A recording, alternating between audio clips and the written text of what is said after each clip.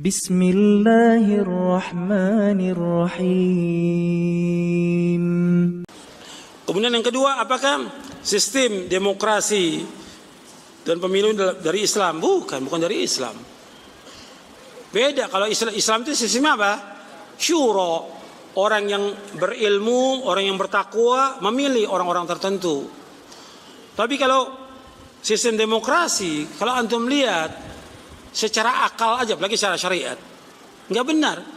Kan demokrasi dari demokratos. Artinya suara rakyat, suara Tuhan. Benar nggak itu? Nggak benar. Baik secara akal maupun syar'i. Jadi keputusan rakyat itu dianggap oleh mereka keputusan Tuhan. Hukum rakyat berarti hukum Tuhan. Nggak benar. Kalau mereka yang banyak ini memutuskan, umpamanya Homer halal, diketok halal, benar nggak itu? Atau riba itu halal, jadi halal. Bagaimana suara terbanyak? Dan juga dalam sistem demokrasi pemilu sama semua suara. Benar apa enggak? Orang kafir dengan orang mukmin sama enggak suaranya? Sama.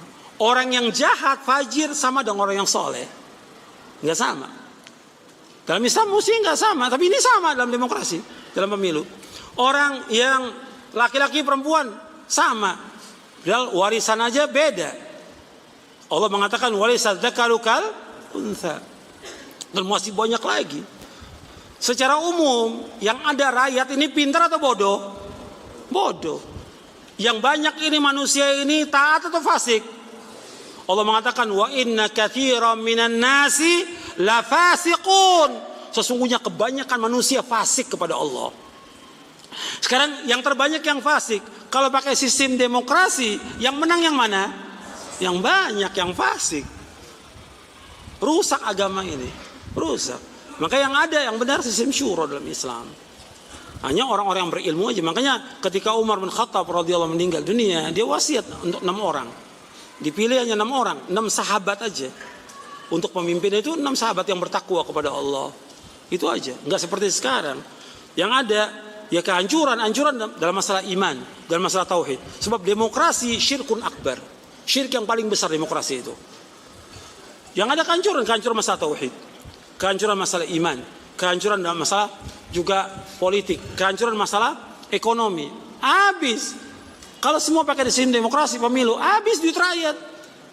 Buat pilkada terus berapa miliar, berapa triliun yang habis. Tapi kalau sistem syuro nggak mengeluarkan biaya. Betul tidak?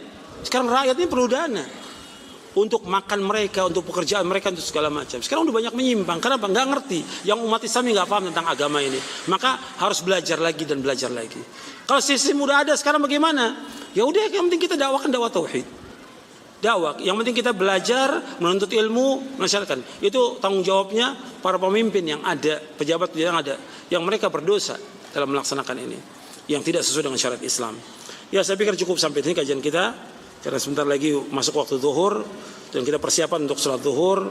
Mudah-mudahan yang kita kaji bermanfaat. Dan tolong antum baca bukunya, buku kitab tauhid ini antum baca, tamatkan. Tadi saya sebutkan berapa kali tamatkannya? 5 kali. Antum ingat tuh 5 kali. Sehingga mudah-mudahan antum bisa paham. Dan setelah itu juga kalau antum gak paham tanya kepada ustadznya. Ustadznya yang sudah belajar tauhid. Jangan tanya ustadz yang gak belajar tauhid. Yang ustadznya udah baca 10 kali. Kalau antum baca 5 kali, ustadznya mesti berapa kali bacanya? 10 kali dia. Mesti lebih paham dari muridnya. Mudah-mudahan dari apa yang kita kaji bermanfaat untuk saya, untuk antum sekalian.